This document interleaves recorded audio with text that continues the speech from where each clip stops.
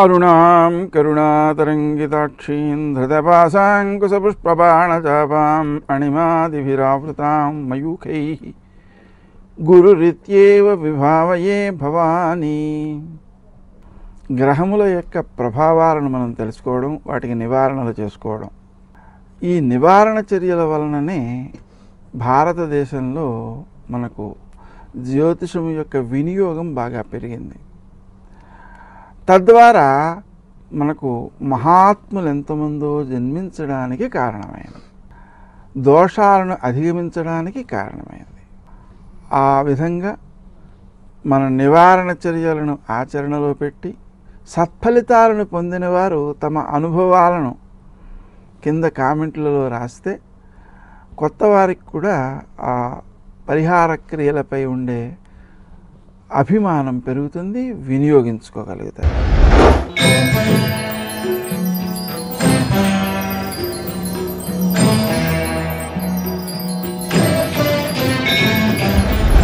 కర్కాటక రాశి.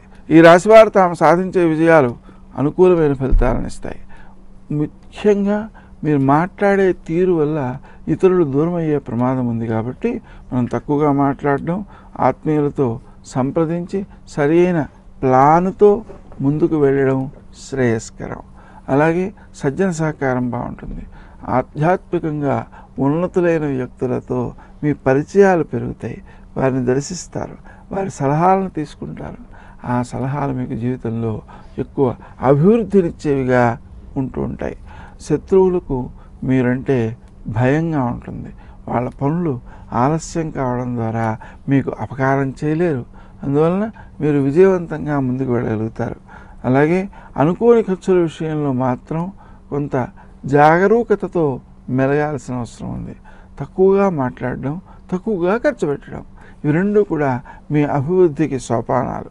మీరు ఏదైనా ఒక వస్తువు కోసం డబ్బులు వెచ్చించాల్సి వస్తే ఆ డబ్బును మీరు స్వయంగా వెచ్చించకుండా మీ ఆత్మీయుల ద్వారా వెచ్చించినట్లయితే ధనం దుర్వినియోగం కాకుండా పూర్తి సద్వినియోగం అవుతుంది. ఆర్థిక వ్యవహారాలు అనుకూలమైన ఫలితాలను ఇచ్చేవిగా ఉంటాయి. స్నేహ సంబంధాల విషయంలో మీరు చూపేటువంటి శ్రద్ధ మీ యొక్క అభివృద్ధికి కారణమవుతుంది భవిష్యత్తులో. అదేవిధంగా వృత్తి స్థానంలో మీరు చేసేటువంటి పనులు ఏవైతే ఉన్నాయో అవి మీ గౌరవాన్ని పెంపొందించేవిగా ఉంటాయి, ఆదర్శవంతంగా ఉంటాయి, అందరినీ ఆకట్టుకునేవిగా ఉంటాయి. అదే కాకుండా మీరు చేసేటువంటి ప్రతి పనిలోనూ కూడా శ్రద్ధ చూపించడం అనేది నిత్యావసరం. ఆ శ్రద్ధ ఎక్కువ చూపించినందువలన మీరు ఎక్కువ సత్ఫలితాలను సాధించగలుగుతారు. వృత్తి స్థానంలో పొందేటువంటి గౌరవం భవిష్యత్తులో కూడా మీకు ఉపకరించేదిగాను అభివృద్ధికరంగాను తయారవుతుంది.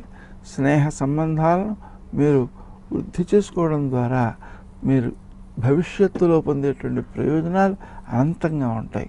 ఆ కారణంగా ఆత్మీయులతో సంప్రదించి స్నేహ సంబంధాలు భగ్నపరచకుండా వారికి మీరు ఉపకరించడము, వారి నుంచి మీరు ప్రత్యక్షంగా ఉపకారాన్ని ఆశించకపోవడము అనేది దీర్ఘకాలికమైన ప్రయోజనాన్ని ఇస్తూ ఎక్కువ అభివృద్ధికరం అవుతుంటుంది. మాట్లాడే తీరులో మాత్రం మీరు సౌమ్యతకు కట్టుబడి ఉండాలి. ఏ కొంచెం పారుష్యాలను ప్రదర్శించినా అది భవిష్యత్తులో వారి యొక్క జీవితాలకు సంబంధించినదిగా ఉంటుంది. కాబట్టి అలా చేయకుండా ఆత్మీయులతో సంప్రదించి చేయడం మంచిది.